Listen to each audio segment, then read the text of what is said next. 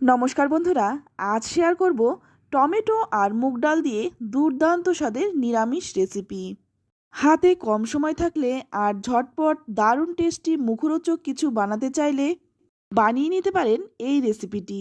এর স্বাদ আমি গ্যারান্টি দিয়ে বলতে পারি, যে কোনো দিন নিরামিষ খেতে অপছন্দ করে বা নিরামিষ দেখলে গা জ্বলে যায় সেও কিন্তু চেয়ে চেয়ে খাবে। চলুন তাহলে দেখে নেওয়া যাক। তো প্রথমেই দেখুন, এখানে আমি 1 কাপ মটর ডাল 2 ঘন্টার মতো ভিজিয়ে রেখেছিলাম, আর ডালটা কিন্তু খুব ভালো করে ভিজে গেছে। রান্নাটা আমি নিরামিষভাবে করেছি, তাই মটর ডালটা নিয়েছি। আপনারা কিন্তু যে কোনো ডাল দিয়ে করতে পারেন। এবার এই ডালটাকে আমি একটা মিক্সিং জারে নিয়ে নিলাম। আমি এখানে সম্পূর্ণ ডালটাই নিয়ে নিলাম। এবার এর মধ্যে দিয়ে দেব 2টো কাঁচা লঙ্কা। ঝালটা নিজেদের স্বাদ অনুযায়ী দেবেন। দিয়ে দিচ্ছি 1 ইঞ্চির মতো আদা, আমি ছোট ছোট টুকরো করে দিয়েছি। এবার এই ডালটাকে একটু আধ ভাঙা করে নিলাম। এবার দিয়ে দেব একটা টমেটো। এই আধ ভাঙা করে নেওয়ার পরে কিন্তু টমেটোটা আমি দিচ্ছি, তবে আপনারা চাইলে একসঙ্গে দিয়েও কিন্তু খুব ভালো করে পেস্টটা করে নিতে পারেন। তো দেখুন, একদম কিন্তু খুব সুন্দরভাবে পেস্টটা করে নিয়েছি। এবার অন্য একটা পাত্রে আমি ঢেলে নিচ্ছি। তো সম্পূর্ণ ডালটাই আমি নিয়ে নিলাম। এবার এর মধ্যেই দিয়ে দেব হাফ চামচ হলুদ গুঁড়ো, আর দিয়ে দিচ্ছি স্বাদ মতো লবণ। লবণ আর হলুদ গুঁড়োটা দিয়ে খুব ভালো করে ফেটিয়ে নেব। এমনিতেই কিন্তু মিক্সিং জারে খুব ভালো করে ডালটাকে পেস্ট করে নিয়েছি। এবার হাতের সাহায্যেও কিন্তু খুব ভালো করে ডালটাকে আরেকবার ফেটিয়ে নিলাম। তো দেখে বুঝতেই পারছেন ডালটা কিন্তু একদম সুন্দরভাবে ফেটানো হয়েছে। এবার এটা পাশে রেখে দিয়ে অপর দিকে কড়াই গরম করে নিয়ে এর মধ্যে দিয়ে দিলাম 2 চামচ সর্ষের তেল। আর রান্নাটা কিন্তু সর্ষের তেলে করলেই বেশি ভালো লাগে, তবে আপনারা আপনাদের পছন্দ মতো তেল দিয়ে করতে পারেন। এবার এই ডালটা আমি ছোট ছোট করে বড়া ভেজে নেব। এই ডালটা যত ভালো করে ফেটানো হবে, বড়াগুলো কিন্তু ততটাই বেশি সফট হবে। প্রথম ব্যাচের বড়াগুলো এক পিঠ ভাজা হয়ে গেলে উল্টে দিচ্ছি। উল্টে পাল্টে লাল লাল করে বড়াগুলো ভেজে তুলে নেব। প্রথম ব্যাচের বড়াগুলো ভেজে তুলে নিলাম। দ্বিতীয় ব্যাচের বড়াগুলো কিন্তু সেই একই রকমভাবে ভেজে নেব। তো সম্পূর্ণ বড়াগুলো কিন্তু আমার ভাজা হয়ে গেছে। তো বড়াগুলো কিন্তু আমি ভেজে তুলে নিয়েছি। তো বন্ধুরা, আমি জানি না আপনারা এই রকম রেসিপি কখনো খেয়েছেন কিনা। খেয়ে থাকলে অবশ্যই কমেন্টে জানাবেন। এবার ওই কড়াইয়ের মধ্যে দিয়ে দিচ্ছি আর 1 চামচ সর্ষের তেল। তেলটা গরম হয়ে গেলেই এর মধ্যে দেখুন, আমি ছোট ছোট 4-5টা আলু কেটে রেখেছিলাম। সেই আলুগুলো খুব ভালো করে ভেজে নেব।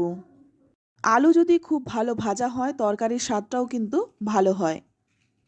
তো আলুর মধ্যে আমি সামান্য একটু হলুদ গুঁড়ো দিয়ে আলুটা ভালো করে ভাজবো। তো আমি কিন্তু এই রান্নাটার মধ্যে আলু দিয়েছি, তবে যাদের আলু খেতে অপছন্দ বা আলু খান না, তারা কিন্তু আলুটা বাদ দিয়েও রান্নাটা করতে পারেন। সেক্ষেত্রে আলুটা বাদ দিয়ে শুধুমাত্র টমেটোটা দিয়ে করতে পারেন। তো এখানে দেখুন, আমি 2টো বড় সাইজের টমেটো ছোট ছোট টুকরো করে কেটে নিয়েছিলাম। এবার এই টমেটোটা আলু ভাজার পরে দিয়ে দিলাম। আলুটা যখন ওপরে হালকা লালচে রং ধরে গেছে তখন কিন্তু দিয়েছি। এবার এর মধ্যে দিয়ে দিচ্ছি স্বাদমতো লবণ। লবণটা দিয়ে ভালো করে নেড়েচেড়ে মিশিয়ে নেব। তারপর একটা ঢাকা দিয়ে ঢেকে 10 মিনিট রেখে দেব। ততক্ষণে আমি এখানে একটা মশলা বানিয়ে নেব। মশলাটা বানানোর জন্য এখানে একটা শিলপাটার মধ্যে নিয়ে নিচ্ছি 1 চামচ কালো সর্ষে, আর নিয়ে নিচ্ছি 1 চামচ হলুদ সর্ষে, আর 2টো কাঁচা লঙ্কা। সামান্য একটু লবণ দিয়ে একদম মিহি করে বেটে নেব। তবে আমি অল্প মশলা বলে আমি শিলেই বেটেছি, আপনারা চাইলে কিন্তু মিক্সিতেও বেটে নিতে পারেন। তো এখানে দেখুন 10 মিনিট পর ঢাকনাটা খুলে নিয়েছি। আর এখন দেখুন টমেটোটা কিন্তু খুব ভালোভাবে নরম হয়ে গেছে, আর আলুর সাথে কিন্তু মিশে গেছে।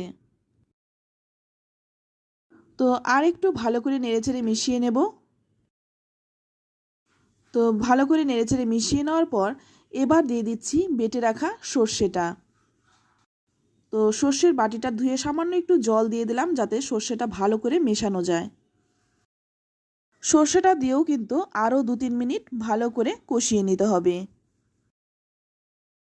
তো দেখে বুঝতেই পাচ্ছেন মশলাটা কিন্তু খুব ভালো করে কষানো হয়ে গেছে। এবার এর মধ্যে দিয়ে দেব গরম জল। রান্নাটায় কিন্তু আমি গরম জল ব্যবহার করেছি, তো আপনারাও কিন্তু অবশ্যই গরম জলটা দেওয়ার চেষ্টা করবেন। তো আমি কিন্তু এখানে জলের পরিমাণটা একটু বেশি দিয়েছি, কারণ বড়ায় কিন্তু অনেকটাই জল টেনে নেবে। আর এই রান্নাটা যদি একটু ঝোলঝোল হয় খেতে বেশি ভালো লাগে। তবে কিন্তু আপনারা আপনাদের পছন্দ অনুযায়ী ঝোলটা রাখতে পারেন। এবার ঝোলটা দিয়ে ভালো করে নেড়েচেড়ে মিশিয়ে নিয়ে একটু ফুটিয়ে নেব। যখন এই রকমভাবে খুব ভালো করে ফুটে উঠবে তখন একটু নেড়েচেড়ে নিয়ে দিয়ে দেব ভেজে রাখা ডালের বড়াগুলো। আর এইভাবে যদি ডালের বড়াটা বানিয়ে খান শুধু শুধু খেতেও কিন্তু ভীষণ মুখরোচক হয়। তো বড়াটা দিয়ে ভালো করে নেড়েচেড়ে মিশিয়ে নিচ্ছি।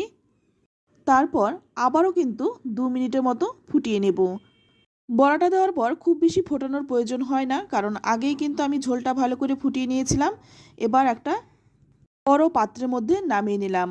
এবার অপর দিকে দেখুন এখানে আমি ওই কড়াইটাই ধুয়ে গরম করে নিলাম। তারপর 1 চামচ গোটা জিরেকে শুকনো খোলায় একটু ভেজে নামিয়ে নিলাম।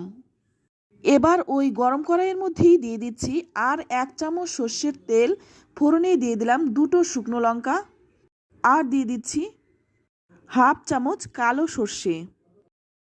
ফোড়নটা একটু ভালো করে ভেজে নিয়েই তারপর দেখুন এখানে আমি যে ঝোলটা নামিয়ে রেখেছিলাম সেটা দিয়ে দিলাম। এবার ভালো করে হালকা হাতে একটু নেড়েচেড়ে মিশিয়ে নেব। এই রান্নাটা খেতে যে কি অসম্ভব টেস্টি হয় আপনারা একবার বানিয়ে না খেলে কিন্তু বুঝতে পারবেন না। এবার এর মধ্যে দিয়ে দিচ্ছি হাফ চামচ চিনি। তো আমি কিন্তু এখানে মিষ্টিটা একটু কম দিয়েছি, কারণ আমার একটু টকটক খেতে বেশি ভালো লেগেছে। তবে আপনারা কিন্তু চিনিটা আরেকটু বাড়িয়ে দিতে পারেন। তো ভালো করে নেড়েচেড়ে মিশিয়ে নিয়ে একটু ফুটিয়ে নিলাম। এবার নামানোর আগে দিয়ে দিচ্ছি যে ভেজে রেখেছিলাম জিরেটা, সেটা কিন্তু আমি একটু বেটে নিয়েছিলাম। তারপর এই ঝোলের মধ্যে দিয়ে ভালো করে এবার নেড়েচেড়ে মিশিয়ে নিচ্ছি। তো দেখুন এটা দেখতেও কিন্তু ভীষণ সুন্দর হয়েছিল আর খেতে তো অসম্ভব টেস্টি হয়েছিল। তো জিরেটা দিয়ে আর 2 মিনিট একটু ফুটিয়ে নেব।